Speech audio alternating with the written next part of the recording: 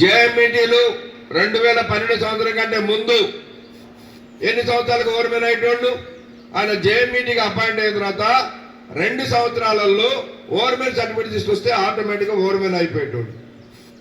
ఈ టీబీజీ కేసులు గెలిచిన తర్వాత వీళ్ళు ఏం చేసిందంటే సర్దార్కి కూడా బి గ్రేడ్ ఇవ్వాలని ఒక అగ్రిమెంట్ చేసుకో, సీనియర్ మైనింగ్ సర్దార్కి బి గ్రేడ్ ఇవ్వాలి, ఓవర్మెన్ ఖాళీలు వచ్చినప్పుడు ప్రమోషన్ ఇవ్వాలని రాసుకున్నారు. అది పట్టుకున్నది కంపెనీ.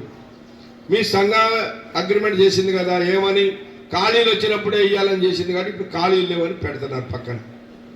2016లో అపాయింట్ అయిన జేఎంఈటీలు ఇప్పటి వరకు ఓవర్మెన్ కాల అంటే 10 సంవత్సరాలు అయింది.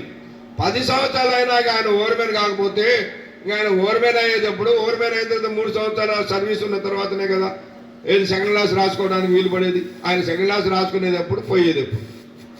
కాబట్టి పాత పద్ధతుల్లోనే వాళ్ళందరికీ కూడా ఓవర్మెన్ ప్రమోషన్ 2 సంవత్సరాల తర్వాత ఇవ్వాలని పెట్టినాం. ఆ డిమాండ్ ఉన్నది. దాంతోపాటు క్లరికల్ రిక్రూట్మెంట్. అంతకుముందు మన సింగరేణి ఇప్పుడు మీరు చూడండి, ఏ బావిలో చూడండి 4-3 పర్మనెంట్ వాళ్ళు ఉంటే 10-12 మంది మన యాక్టింగ్ చేసే వాళ్ళు ఉన్నారు. వేకెన్సీస్ ఉన్నాయి. అప్పుడు కూడా మనం చెప్పినాం, టీబీజీ కేసు ఉన్నప్పుడు కూడా చెప్తే అప్పుడేం చేసిండ్రు, బయట నుంచి తీసుకొచ్చిండ్రు క్లర్కల్ 2 సార్లు 2 బ్యాచీలు తెచ్చిండ్రు. మీకు గుర్తుండాలి. ఒకసారి 180 మందిని, ఒకసారి 270 మంది దాకా క్లర్కల్ని బయట నుంచి తెచ్చిండ్రు. సింగరేణిలో డిగ్రీలు ఒకప్పుడంటే లేరు చదువుకున్న వాళ్ళు. దాదాపు ఈ 10 సంవత్సరాల నుంచి డిగ్రీలు, ఇంజనీరింగ్లు, పీజీలు చేసిన పిల్లలు వచ్చింది కదా, మరి వాళ్ళకి ఇవ్వచ్చు కదా. ఎందుకంటే వీళ్ళకి ఇస్తే వాళ్ళకేం లాభం లేదు. అదే బయట నుంచి తీసుకొస్తే ఒక్కొక్కడు రైటర్ పోస్ట్ కాబట్టి 20 లక్షలు, 15 లక్షలు, 30 లక్షలు కూడా ఇచ్చిన వాళ్ళు ఉన్నారు. అప్పుడు ఎవరు వసూలు చేసిందో ఆ లీడర్ అమ్మ అదంతా మీకు తెలుసు. అప్పుడు అట్లా చేసిండు. మనం గెలిచిన తర్వాత మరి ఇప్పుడు ఖాళీలు ఉన్నాయి, వాళ్ళందరూ కూడా ఇంటర్నల్గా చదువుకున్నటువంటి వాళ్ళని తీసుకోవాలంటే ఒప్పుకున్నారు. నోటిఫికేషన్ ఇచ్చిండ్రు. 370 పోస్టులకి నోటిఫికేషన్ ఇచ్చిండ్రు. ఇప్పుడు ఇచ్చిండ్రు, సంవత్సరంన్నర అయింది. ఫస్ట్ ఏమన్నారు, 6,000 మంది అప్లై చేసిండ్రు. 6,000 మందికి ఎగ్జామ్ కండక్ట్ చేయడం సింగరేణితో కాదు, మేము ఏదన్నా రిక్రూట్మెంట్ కంపెనీకి అప్పచెప్తాం దీన్ని అన్నారు. నువ్వు ఎట్టన్నా అప్పచెప్పుకో, అది చేయాలని అన్నాం.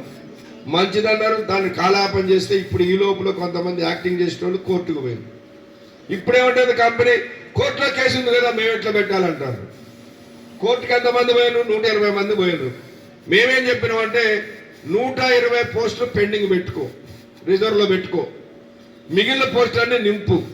రేపు ఆ యాక్టింగ్ చేసిన వాళ్ళు కోర్టులోకి వెళ్తే వాళ్ళకి ఇచ్చేది. కానీ లేదు యాక్టింగ్ చేసిన వాళ్ళు గెలవలేదు, కంపెనీ గెలిచింది అనుకో, ఇప్పుడు ఎగ్జామ్ రాసిన వాళ్ళలో మెరిట్లో ఎవరు ఉన్నారో కింద వాళ్ళకి అని అన్నాం. ఈ కొత్త డైరెక్టర్ వచ్చిన తర్వాత నేను మార్చి తర్వాత పెడతా అన్నాడు. సార్ చూడాలి రేపు మార్చి తర్వాత ఏం చేస్తాడు. మరి ఆ ఎగ్జామ్ కండక్ట్ చేసి ఆ వేకెన్సీస్ ఫిల్అప్ చేస్తే ఇది అవుతుంది. దాన్ని కూడా చేయాల్సిన అవసరం ఉంది. ఇవన్నీ మన కార్మికులకు సంబంధించినటువంటి